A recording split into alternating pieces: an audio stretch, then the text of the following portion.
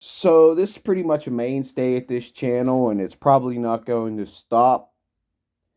It's going to continue, honestly, because it's good for the ratings, right, Mark? What's good for the goose is good for the gander, right, Mark? Well, usually Mark Madden videos do get a lot of clicks, and I just despise this dude. It's not even for the clicks, but now that they're starting to get some clicks, I despise this dude, and he just comes with just goldenly horrible takes that are so easy to dissect and just break down his ignorance that it's just too fun not to at the same time. So not only am I getting views about from this, I get the fun of roasting Mark Madden and making him look like the ignorant slob that he is. So let's get into this. Mark Madden on his podcast with Benz basically said that the Steelers should be signing Kirk Cousins. That's what they should be doing. With Kirk Cousins, you get 4,000 yards and 30 touchdowns guaranteed. That's what Kirk Cousins brings to the table. Well, guess what? That is what Kirk Cousins brings to the table, Mark Madden. And you, as a quote unquote journalist, quote unquote columnist, quote unquote sports commentator, quote unquote someone who works in the sports media, should know what the Steelers salary cap situation is. I see it every day getting posted in Facebook groups. I don't do that. I don't work in I'm a failure, Mark. I work in a factory, Mark. I'm a failure, all right? I work in a production facility. I do hard labor every day. I'm a failure. I don't get to sit on my fat ass every day like you and talk ignorant bullshit and get paid for it, all right? I just have fun ripping your ignorance on a day-to-day basis. It's fun to me. And show you know, your fanboys, what a mark you really are, because you like to call all of Steeler Nation marks all the time, right? But you're out here trying to say to your fans that the Steelers should be signing Kirk Cousins, but the reality is the Steelers do not have the guaranteed wherever Kirk Cousins signs, he's going to get at least 25 million. That's what the Steelers last was projected to have in 25 million dollars in cap space. 18. It was like, and then I seen a report said 18. So nowhere is it even possible to get in to sign Kirk Cousins. And the fact of the matter is, no matter how much your fanboys and quote unquote Steeler fans, aka Steeler haters, want to hate on this move by the Steelers just picked up the most highly decorated quarterback on the free agent market, the most highly decorated quarterback that they could possibly attain this offseason. There is no other quarterback that has won a Super Bowl besides Russell Wilson. He's been in multiple 9 times to the Pro Bowl, been to multiple Super Bowls. Kirk Cousins, I don't even think has been to a Super Bowl. And you could say, yeah, it's a defense. Oh, he won because of the defense and Marshawn Lynch and Pete Carroll, blah blah blah. If the detractors and the people that want to down me and say Kirk Cousins is somehow better, Kirk Cousins had great defenses in Minnesota, had Dalvin Cook, one of the best backs in the league, Justin Jefferson, one of the best receivers. And the year he won the Super Bowl, Russell Wilson, he didn't have all those receivers to put up numbers. Then when he got the receivers, he started putting up numbers. They didn't get the Super Bowls once the defense started to slide and glide a little bit and started to get up there in age. So they had to rebuild that defense. Same thing happened to the Steelers. It just is what it is. Players end up getting older, and then you just got to restructure, rebuild, and bring in new faces. It's just the way the business is. And the business is the Steelers had no business, no money, nothing to bring to the table to bring in Kirk Cousins.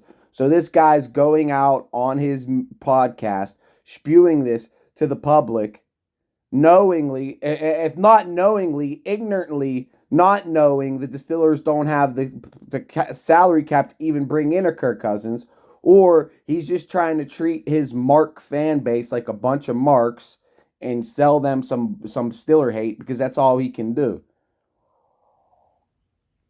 And for some reason, all the out of shape guys that never, got picked first in gym class look up to Mark Madden. So it is what it is. Russell Wilson's the most highly decorated quarterback. And then he alludes to the point somehow to like bash Tomlin. And like, how the hell could they have sold it to Russell Wilson that he's going to have competition? Blah, blah, blah. Mark, this is where you're a mark, okay? You keep bringing up this fact that Mike Tomlin brought up a point that Tomlin said he wants to bring in competition. We're reading so much into, oh yeah, we have faith in Kenny. Maybe he doesn't have faith in Kenny. Maybe Omar Khan doesn't have faith in Kenny. That's why they brought Russell Wilson in, interviewed him, and tried to get him in here, and they even at least alluded that there's going to be a competition, and it's not anointed as Kenny being the starter anymore, because Russell Wilson guaranteed he was going to go to Vegas. I think he went to Vegas and got offers from Vegas. And I'm sure there was other teams on the line. He felt Pittsburgh was the best chance and the best opportunity for him to win on a 1-year deal, and then next year he can hit free agency and go wherever he wants. And he'll be able to negotiate a brand new contract. So, I mean, the Steelers are getting Kirk Cousins, a Super Bowl winning quarterback, for essentially nothing, essentially for free. And that was the biggest piece missing to this roster. And now we added a guy that is a Super Bowl winner. And Mark Madden's out here trying to bash the Steelers because we're going to have him. No, he's not going to compete with Kenny Pickett. No. Yeah, you're right. He's not going to compete with Kenny Pickett.